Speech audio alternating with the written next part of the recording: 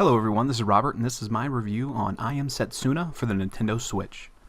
The snow falls through the canopy of evergreens. A tribal elder escorts a young man through the frozen forest, imparting his wisdom on what could be his final journey.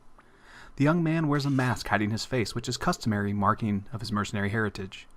Their code of honor compels them to complete their mission regardless of the task, even if that task is to kill a young girl. I Am Setsuna is a throwback to the golden age of JRPGs, a time when Final Fantasy IV and VI dominated the Super Nintendo along with Chrono Trigger and Secret of Mana. Eventually these games gave way to the next generation of tales that were spun on the PlayStation. However, for some there is nothing quite like the tapestries those 16-bit yarns wove. In I Am Setsuna, you'll start your adventure as Ender, a tough-as-nail mercenary who isn't unmovable as he seems. You'll quickly meet Setsuna, and find out that she's destined to sacrifice herself to save the world from monsters. Normally her village makes a sacrifice once every 10 years, but for some reason the monsters are coming back stronger and in larger numbers lately. Instead of waiting the customary 10 years to make a sacrifice, her village has chosen to send Setsuna off after only 8 years. Along your journey, you'll investigate why it is the monsters are coming back sooner than before, and you'll struggle internally with allowing Setsuna to sacrifice herself. Setsuna seems at peace with her fate. She reminds me a lot of Yuna from Final Fantasy X, a young woman off on an important pilgrimage at an early age. Wise beyond her years in spiritual matters, but still a little wet behind the ears in others. Setsuna quickly bonds with Ender, and comes to depend on his decision-making ability, but fears he won't be able to finish the journey with her. The world appears to be in perpetual winter. The artists use white, gray, and blue to good effect, instead of the standard green grasslands we've become accustomed to. The character art is also well done. Each player character has their own distinct look and feel. Tokyo RPG Factory even created 8-bit portraits of the characters to place in the menus for that extra little bit of throwback flair. The oddest part is that none of the characters have feet. Once you notice it, you can't stop noticing it. This is also something that's similar to Fire Emblem. The most disturbing thing about the art is that rank-and-file monsters are not menacing. In fact, most look like penguins, squirrels, or rabbits.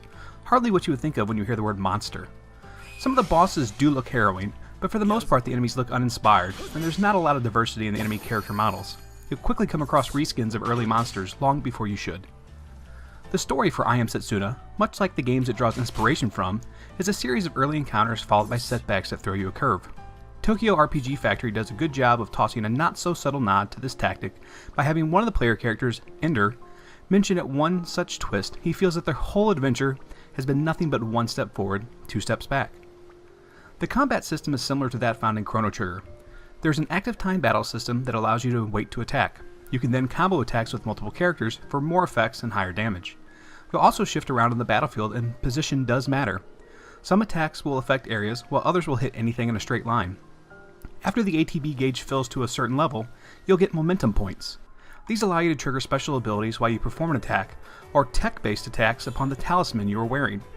If you perform a momentum attack, there's also a small chance that you'll be able to add a flux to your Sprite Knight and further power it up. These appear very randomly, however, and that takes some of the fun out of them.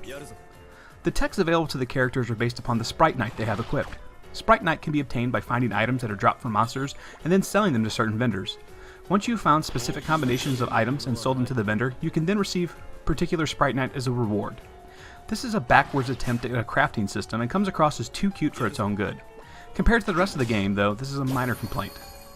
3 years ago, Square Enix announced that it created a new studio, Tokyo RPG Factory, to create RPGs in the image of those Golden Age games. In that time, Tokyo RPG Factory managed to catch hold of the spirit of those games and pull it forward into 2016 with the release of I Am Setsuna. Tokyo RPG Factory managed to not only tap into that nostalgia vein, but crafted a solid game that stands on its own. Now in 2017, the port from PlayStation to the Nintendo Switch leaves nothing to be desired, and it's great to see this game back on the developer of its console roots.